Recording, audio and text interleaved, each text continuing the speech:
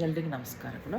ಇವತ್ತು ನಾನು ನಮ್ಮ ಮಾನವ ಜನ್ಮ, ಇದು ಪುರಂದರ್ ಹೇಳ್ದಂಗೆ ಮಾನವ ಜನ್ಮ ಬಲು ದೊಡ್ಡದು, ಹಾನಿ ಮಾಡಲು ಬೇಡಿ ಹುಚ್ಚಪ್ಪಗಳಿಲ್ಲ ಅಂತ ಹೇಳ್ತಾರಲ್ಲ, ಅದು ನಾವು ಈ ಜನ್ಮ ತಗೊಂಡಿರೋದೇ ಪುಣ್ಯ ಸಂಪಾದನೆ ಮಾಡಲಿಕ್ಕೆ, ದೇವ್ರ ಹತ್ರ ಹೋಗ್ಲಿಕ್ಕೋಸ್ಕರ, ಪುಣ್ಯ ಸಂಪಾದನೆ ಮಾಡೋಕ್ಕೋಸ್ಕರನೇ ನಮಗೆ ಈ ಜೀವನ ಬಂದಿರುತ್ತೆ, ಮಾನವ ಜೀವನ, ಮಾನವ ಜನ್ಮ.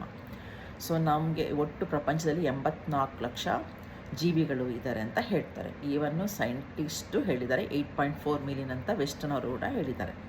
ಇದರಲ್ಲಿ ಮಾನವ ಇದನ್ನು ಬಿಟ್ಟರೆ ಇನ್ನು 83,99,999 ಜನ ಜೀವಿಗಳು ಪ್ರಾಣಿಗಳಾಗಿರ್ತಾರೆ. ಪ್ರಾಣಿಗಳು, ಪಕ್ಷಿಗಳು, ಕ್ರಿಮಿಕೀಟಗಳು ಮತ್ತು ಮರಗಳು ಅವೆಲ್ಲದೂ ಆಗಿರುತ್ತೆ. ಅವಕ್ಕೆಲ್ಲ ಬಾಯಿನೂ ಬರೋದಿಲ್ಲ. ಹೌದಾ? ನಮಗೆ ಬಾಯಿ ಬಂದಾಗ ಪುಣ್ಯ ಸಂಪಾದನೆ ಮಾಡಬೇಕು. ನಾವು ಈ ಪುಣ್ಯ ಸಂಪಾದನೆ ಮಾಡಿದ್ರೆ ಮುಂದಿನ ಜನ್ಮನೂ ಚೆನ್ನಾಗಿರುತ್ತೆ, ಎಲ್ರಿಗೂ ಒಳ್ಳೇದು ಮಾಡ್ದಂಗೂ ಆಗುತ್ತೆ. ಬಿಟ್ಟು ನಾವು ಇಲ್ಲಿ ಬಂದುಬಿಟ್ಟು ಸುಳ್ಳು ಹೇಳೋದು, ಕಳ್ತನ ಮಾಡೋದು, ಕದಿಯೋದು, ಕೆಟ್ಟತನ ಮಾಡೋದು ಇವೆಲ್ಲ ಮಾಡಿದ್ರೆ ಪಾಪಕರ್ಮ ಮಾಡಿ ಮತ್ತೆ ನಾವು ಪ್ರಾಣಿ ಜೀವನಕ್ಕೆ ಹೋಗಬಹುದು.